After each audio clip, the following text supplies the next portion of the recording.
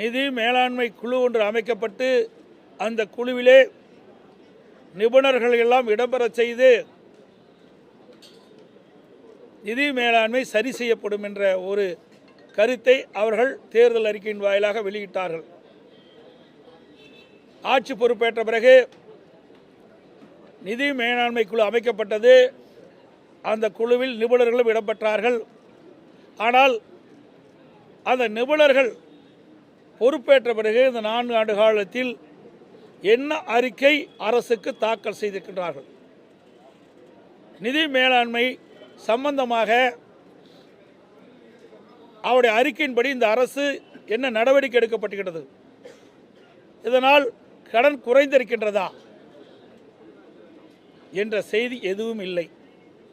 அதோடு அனைத்து இந்திய அண்ணா திராவிட முன்னேற்ற கழகத்தின் சார்பாக இது குறித்து வெள்ளை அறிக்கை வெளியிட வேண்டும் என்று நாங்கள் கேட்டபோதும் அதற்கும் இதுவரை இந்த அரசிடம் எவ்வித பதிலும் வரவில்லை. எவ்வித வெள்ளை அறிக்கையும் வெளியிடப்படவில்லை. ஆனால் இந்த நிதி மேலாண்மை குழு அமைத்த பிறகுதான் கிட்டத்தட்ட 4 லட்சம் கோடி கடன் வாங்கியிருக்கிறாங்க. இதுதான் இந்த குழு அமைக்கப்பட்ட இந்த அரசுடைய சாதனையாக பார்க்கப்படுகிறது. அதோடு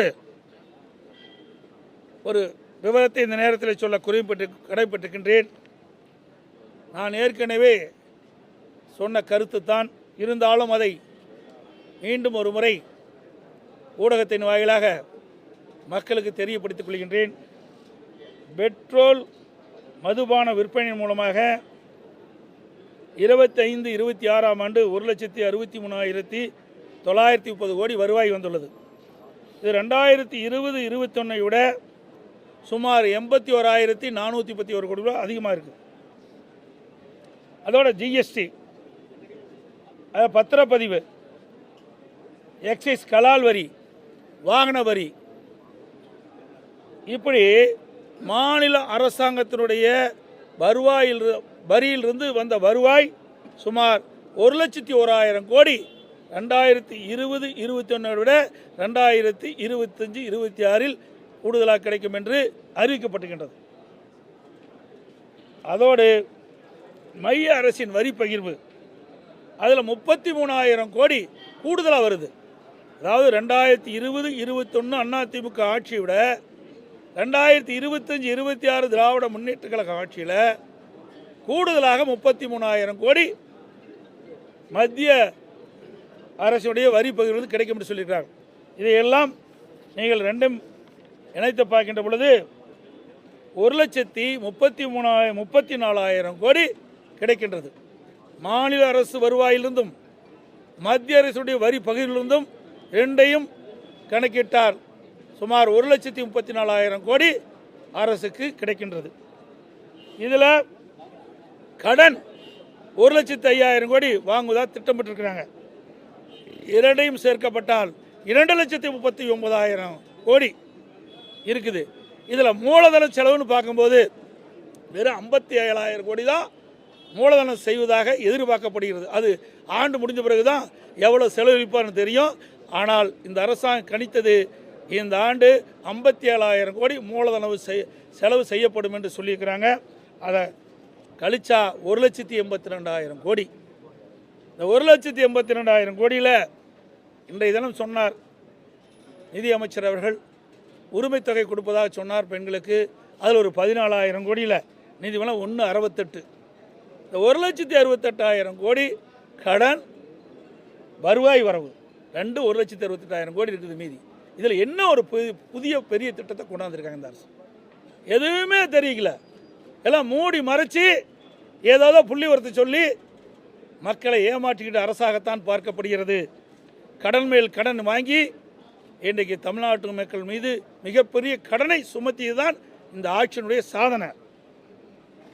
அதோட பசு வீடுகளை பற்றி சொன்னார். 25% வீடுகள் கட்டாமல் விட்டுட்டு போயிட்டாங்கன்னு உங்களுக்கு எல்லோருக்கும் தெரியும். கொரோனா காலம் 2019-20 கடைசியில் 2020 கொரோனா காலம். அதனால் அந்த பணிகள் முழுமையாக நிறைவேறப்படல ஒழிய அதற்கு முந்தி அம்மா இருக்கின்ற பொழுது 3 லட்சம் வீடுகள் கட்டப்பட்டன.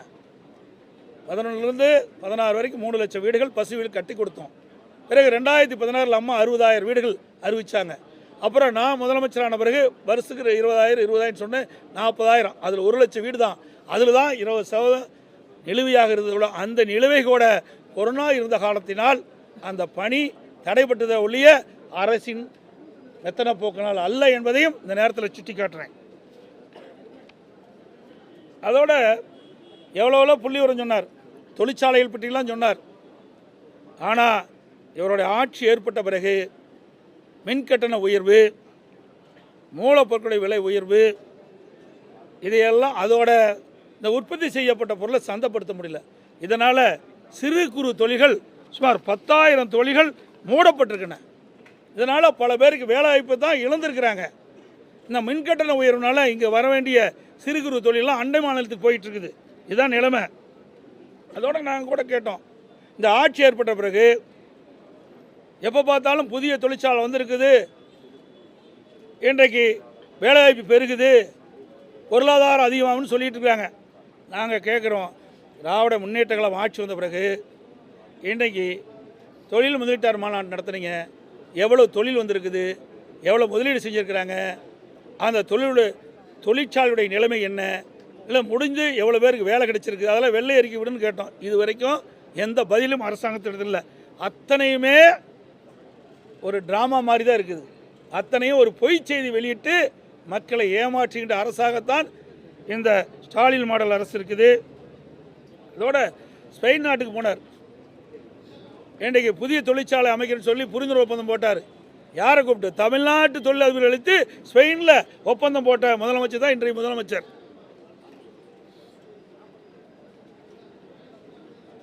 இன்னொன்று சொன்னார், கணக்கு பற்றி நிதியமைச்சர் சொன்னார். ஏன்னா கணக்கு தானே அவருடைய முக்கிய பங்கு, பட்ஜெட்டில் கணக்கு தானே முக்கியம். ஆகவே பட்ஜெட் கணக்கை சரியாக செயல்படுத்துங்க. எங்கள் கணக்கு நாங்கள் பார்த்துக்கிறோம், எங்கள் கணக்கு நாங்கள் எப்படி பார்ப்பணும் எங்களுக்கு தெரியும். அதோட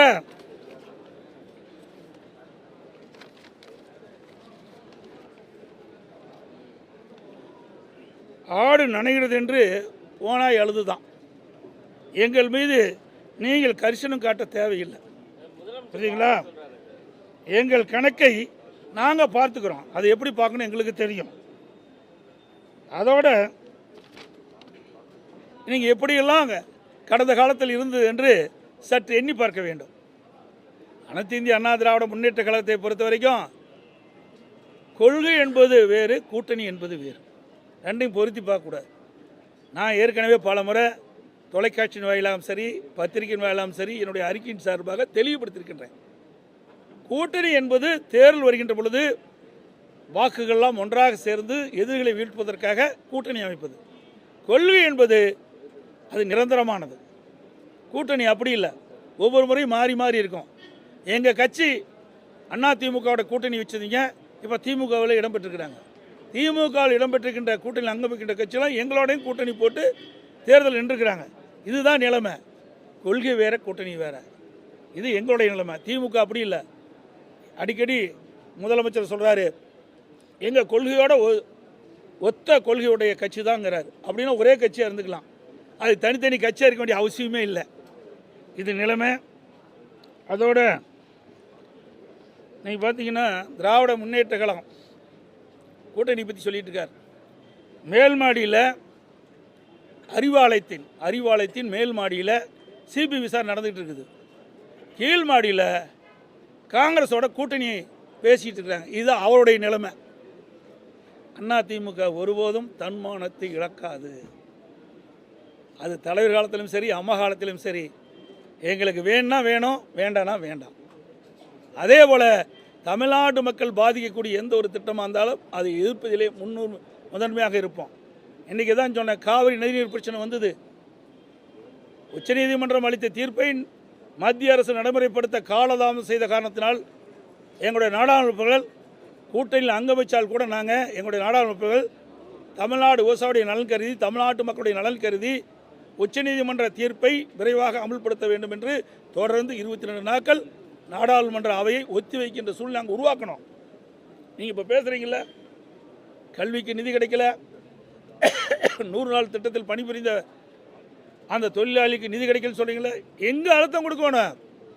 நாடாளுமன்றத்தில் அழுத்தம் கொடுக்கணும். அப்படி ஏதாவது அழுத்தம் கொடுத்துருக்குன்னு சொன்னால் எதுவுமே கிடையாது. இதுதான் திமுக நிலை. இன்னொன்னையும் சொல்கிறாரு, அண்ணா திமுக எங்களுடைய நிலை பொறுத்து தெளிவாக சொல்கிறோம். திராவிட முன்னேற்ற கழக அரசு அகற்றப்பட வேண்டிய அரசு. அதுதான் எங்களுடைய கொள்கை, அதுதான் எங்களுடைய நிலைப்பாடு. மற்றவர்கள்லாம் எங்களுக்கு எதிரியே கிடையாது. எதிரி என்று பார்க்கின்ற போது, கட்சி நீதியாக எதிர்பார்க்கின்ற போது, கட்சி நீதியாக பார்க்கின்ற பொழுது திராவிட முன்னேற்ற கழகம்தான் எங்களுக்கு எதிர்க்கட்சியாக செயல்பட்டு கொண்டிருக்கிறது. மக்கள் விரோத ஆட்சியை தமிழகத்தில் அகற்றப்பட வேண்டும். அதுதான் எங்களுடைய நிலை. அதோட இன்றைக்கி காங்கிரஸோட கூட்டணி வச்சிருக்கிறாங்க. ஒரு காலத்தில் என்ன பேசுனாங்க திமுக? எமர்ஜென்சி வந்தது, இதனால் திராவிட முன்னேற்ற கழக தலைவர்களுக்கெல்லாம் கடுமையாக பாதிக்கப்பட்டது, விசா சட்டத்தில் எங்களையெல்லாம் அரெஸ்ட் பண்ணாங்க.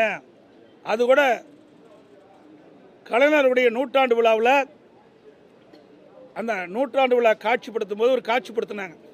அதில் ஸ்டாலின் அவர் மிசா சட்டத்தில் சிறைச்சாலையில் இருக்கிற மாதிரி. அப்படிப்பட்ட கட்சியோட நீங்கள் கூட்டணி வச்சுருக்கிறீங்க.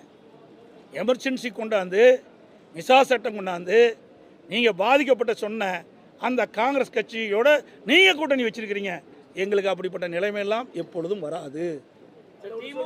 திமுக உங்கள் மீது அக்கறையா இருக்குன்னு நினைக்கிறீங்களா, இல்ல அரசியல் ரீதியா குழப்பம் ஏற்படுத்த முயற்சி?